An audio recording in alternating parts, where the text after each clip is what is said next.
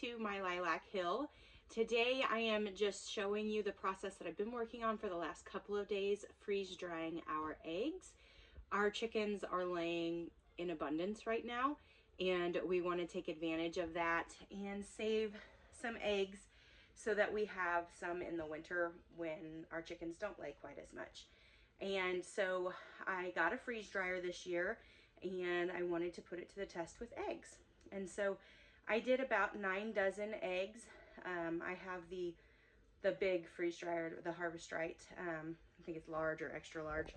And I was able to get about 9 dozen on my trays. And it took a long time. I will not lie about that. It took 40.5 hours from start to finish in the freeze dryer. But the reason for that is I was not able to fit all of my trays into my freezer to pre-freeze the egg mixture. So if I would have been able to pre-freeze those, it would have at least cut that time in half. It still takes a while to freeze dry eggs, but if you're able to and you have the freezer space to pre-freeze your trays, I highly encourage you to do so. It'll save a lot of electricity on the freeze dryer. Our freezers are jam-packed right now, and I could not fit them in there. I could only fit like 2, and I have 6 trays. So it just wasn't worth it. So I went ahead and threw them all in the freeze dryer and let the freeze dryer itself freeze them. So if you're able to pre-freeze them, and it'll cut your time in half. But I wanted to show you that process and show you how much powdered egg that made for us.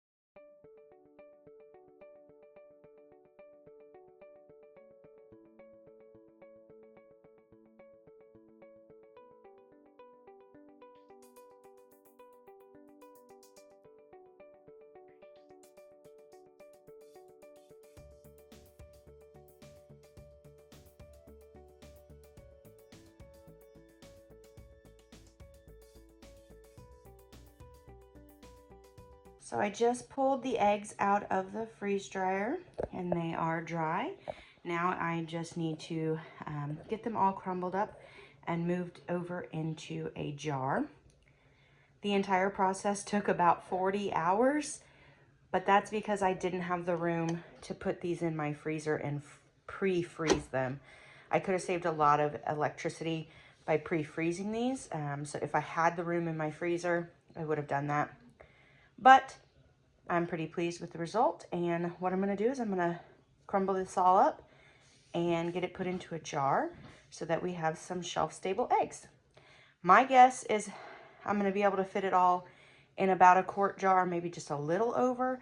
Kyle is thinking it's going to take 2 quart jars. So I guess we'll find out.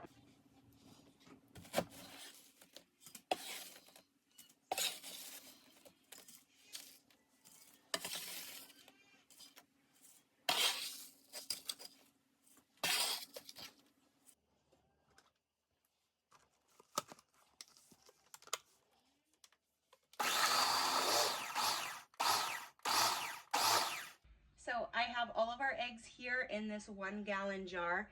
It made about 3/4 of a gallon worth of eggs. And I'm pretty pleased with that. I really did not realize how much volume it was going to take up. Kyle thought it would fill about 2 quarts. I thought it would all fit in a quart because I have obviously no idea or concept of space. But it did almost take a 1 gallon jar. And I was going to put them in a Mylar bag and put them on the shelf for long-term storage, but I thought this is the first time I've ever done this. I don't even know if I like freeze-dried eggs. So let's use these this winter. We'll be able to get through this easily this winter, determine whether or not we like it, and if we like it, then I will use our Mylar bags and put them on the shelves for long-term, like 25-year storage. I just don't want to waste a Mylar bag unless I know for sure that I did it right and that we like it. So really all I did is I just wrote on the jar itself what the ratio would be.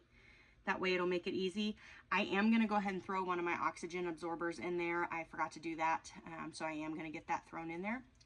But otherwise they will just sit here in their airtight ish. It's not vacuum sealed, but it does have an airtight lid on it. And we will use them, and I'll do a video to update you later on whether or not we like them. That's it for today's video. I am actually going to get the freeze dryer going again with some beef stock that I plan to turn into beef bouillon powder. So I'll do another video on that. But for today's video, that is it. And I'll catch you in the next one. Thank you so much for watching.